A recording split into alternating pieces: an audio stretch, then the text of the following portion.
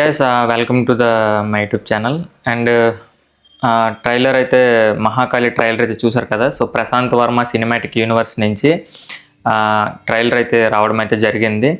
So trailer అయితే చాలా చాలా సూపర్గా అయితే ఉన్నది. గ్రాఫిక్స్ కానీ డైలాగ్ డెలివరీ కానీ చాలా బాగుంది.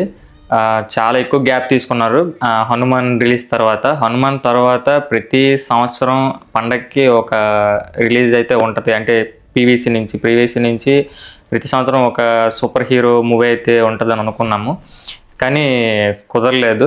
సో కానీ 2027లో మహాకాళి అయితే రాబోతుంది. దానికి సంబంధించి గ్లిమ్స్ అయితే రిలీజ్ చేయడం అయితే జరిగింది.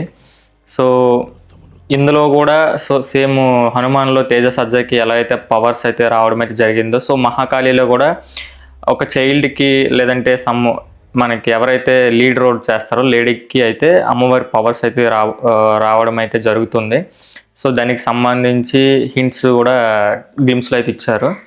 సో ఈ ట్రైలర్లో చూస్తే ఒక లేడీ అనమాట అమ్మవారి టెంపుల్లో ఒక చిన్న బేబీని అయితే వదిలేసి వెళ్ళిపోతుంది. సో వెళ్ళిపోతున్నప్పుడు మనకైతే గుడి అయితే క్లోజ్ చేసేస్తారు. సో గుడి క్లోజ్ చేసిన తర్వాత అమ్మవారు వచ్చి ఆ పాపని బుజ్జగిస్తూ ఉంటుంది. సో ఇది అక్కడ లాస్ట్ గ్లిమ్స్లో అయితే ఇవ్వడం అయితే జరిగింది, చూపించడం అయితే జరిగింది. అండ్ ఫస్ట్ స్టార్టింగ్లో చూసుకుంటే అక్షయ్ ఖన్నా గారు శుక్రాచార్య గెటప్లో చాలా బాగున్నారు. సో ఆఫ్టర్ కృతయుగం త్రేతాయుగం ద్వాపరయుగం తర్వాత సో మళ్ళీ ఇప్పుడు కలియుగంలో శుక్రాచార్య వారు సో ఏదో తపస్సు కంప్లీట్ చేసుకొని వస్తారు. సో అతను ఏదైనా వరం కోసం కానీ ఏదైనా పవర్ కోసం అయితే తపస్సు అయితే కంప్లీట్ చేసి ఉండొచ్చు. సో ఆ తపస్సు కంప్లీట్ అయిన తర్వాత మళ్ళీ పాతాళానికి వెళ్ళి సో తనైతే రక్తబీజుడిని బతికించడం అయితే జరుగుతుంది. సో తెలిసిందే కదా, అమ్మవారికి మెయిన్ విలన్ అయితే రక్తబీజుడే. ఎందుకంటే రక్తబీజుల్లో ఉన్న పవర్స్ ఏంటో మీకు తెలుసు. తన ప్రతి బొట్టులోనూ తనే ఉంటాడు, తన పవర్ ఉంటుంది. అంటే తనని కట్ చేస్తే తన బాడీలోంచి బ్లడ్ నేలపైన పడితే ఇంకొక రక్తబీజుడు పుడతాడనమాట.